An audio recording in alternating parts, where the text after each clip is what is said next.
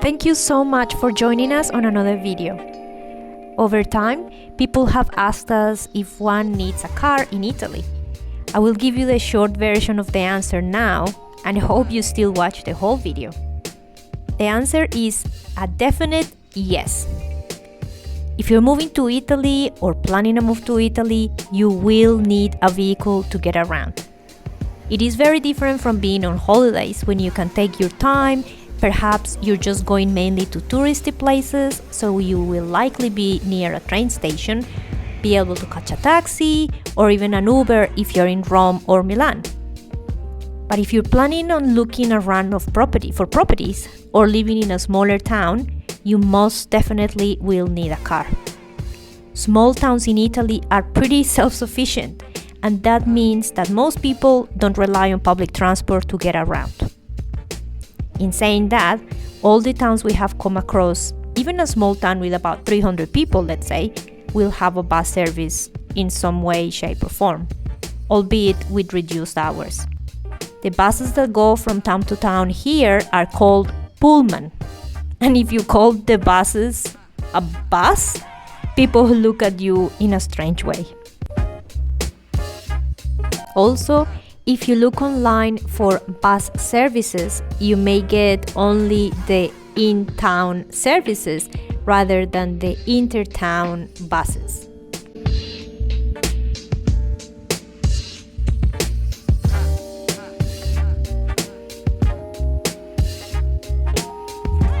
Having to have a car has been one of our biggest hurdles about being in Italy. Rental cars are expensive, and you can only buy a car once you have certain documentation. I'll tell you more about this later on the video. We knew we were going to need a car at least at the beginning, so we rented a car for 1 week prior to arriving to Italy. We rented a station wagon since we had a few suitcases. We always make sure that when we rent a car, we include the highest cover and waiver possible. In Italy, this is called casco. The typical car rental companies like Europcar, Avis, and Hertz were more expensive, but we found a better deal with a company called Molise.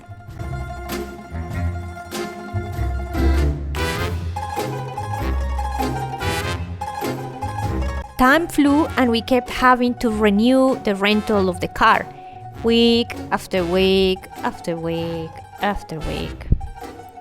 Remember that we moved to Italy in late January 2022, and the restrictions due to COVID were super high. We had no other choice but to have our own transportation. At one point, we even thought of buying a scooter, but unfortunately, you need the same documentation to buy a scooter as you do to buy a car. We stayed with leases and the Fiat 500 for many weeks, perhaps even months. This was costing us quite a bit of money, but it allowed us to look at many nearby towns and properties in Abruzzo, since we needed to leave Abatejo soon. It also allowed us to pick up my brother's cat from Fiumicino. It allowed us to pick my brother when he made the move from Australia to Italy, and thanks to having a car, we could come to Molise to look at our current home.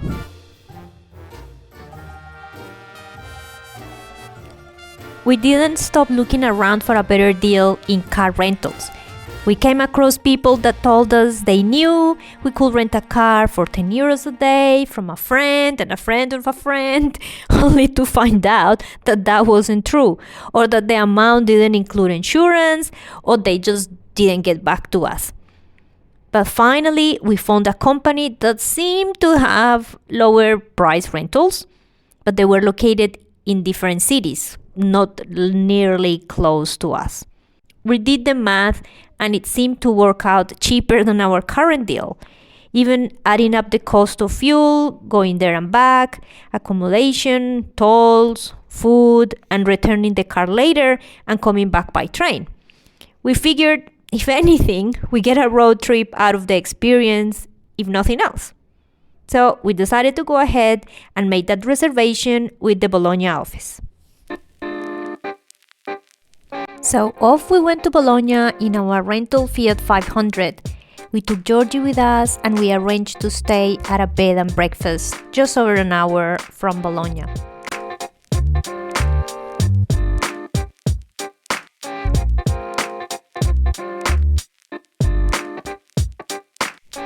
This was a really nice place. We totally recommend it. Have I mentioned how grateful I am that so many places here in Italy accept you with your pets? It just blows my mind. We were a little disappointed that we couldn't enjoy the town longer because it was a little beautiful village, but we just had to get going and arrive to Bologna to pick up the car before the office closed at midday.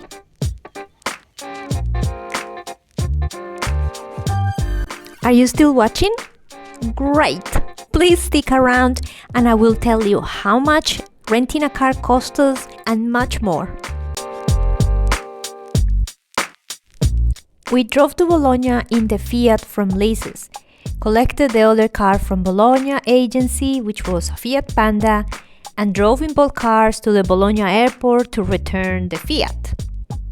That was my very first time driving in Italy. That was scary.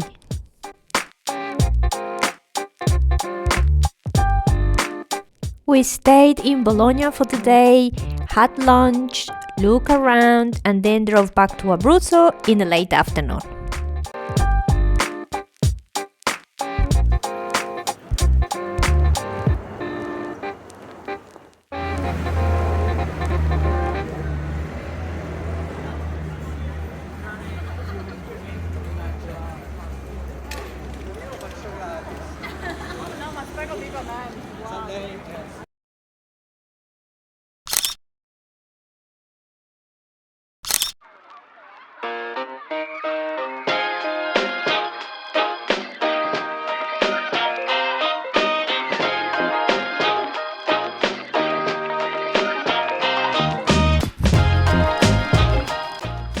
We had the Fiat Panda for months, and as I mentioned before, this allowed us to continue looking for another house to purchase as we had to leave Abatejo.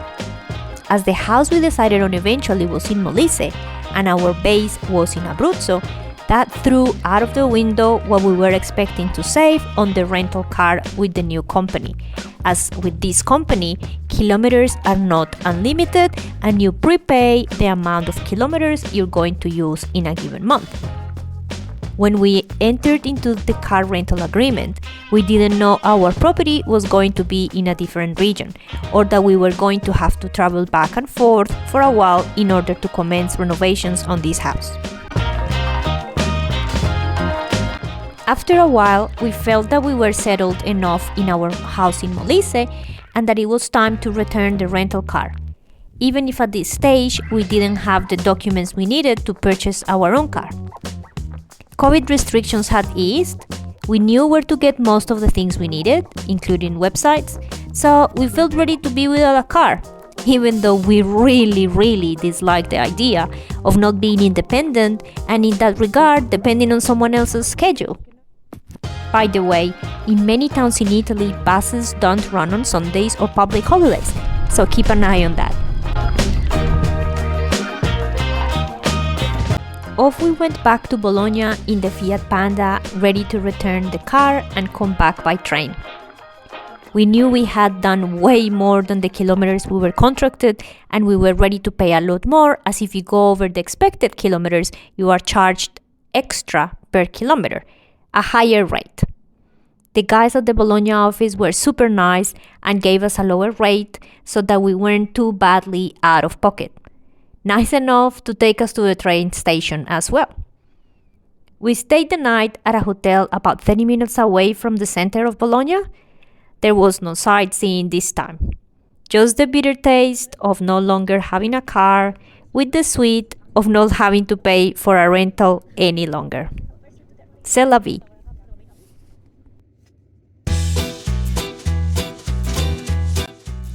Now, the information you all have been waiting for.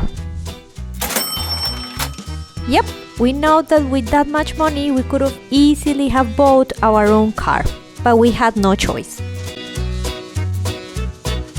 About this, please do your own research beforehand this is what we found to be true for us and for other people. You will need your Italian carta d'identità, your codice fiscale, which you need for everything pretty much, your permesso and your tessera, which I have put in question marks because we didn't need those when we purchased our car.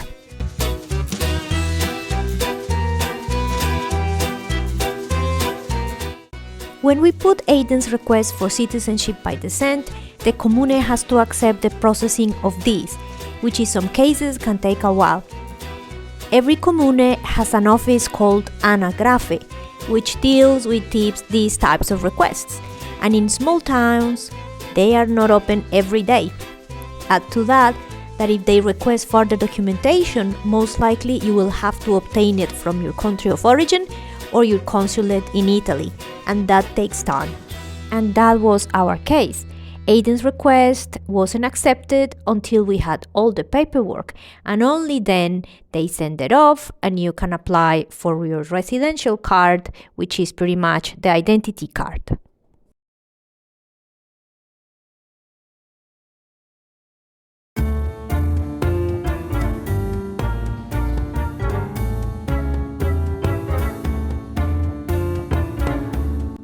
If you're planning on purchasing a car in Italy, make sure you bring a certificate or letter from your car insurance provider from back home stating how many years you have held your insurance for.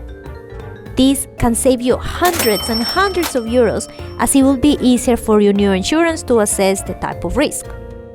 Also, in Italy, the police can verify if your car is insured just by checking and scanning the number plate. So be sure to have your car insured before you drive away after you purchase.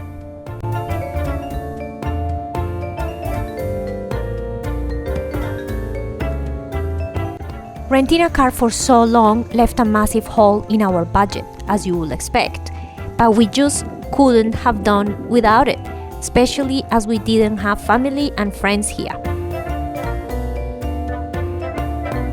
If the COVID restrictions weren't in place, if we already had a house, if we weren't renovating a house, if our house was already furnished, if we didn't have a huge dog, if we had family and friends, maybe we wouldn't have needed a car for that long. But that was just not the case for us. We only had the two of us to rely on and our rental car.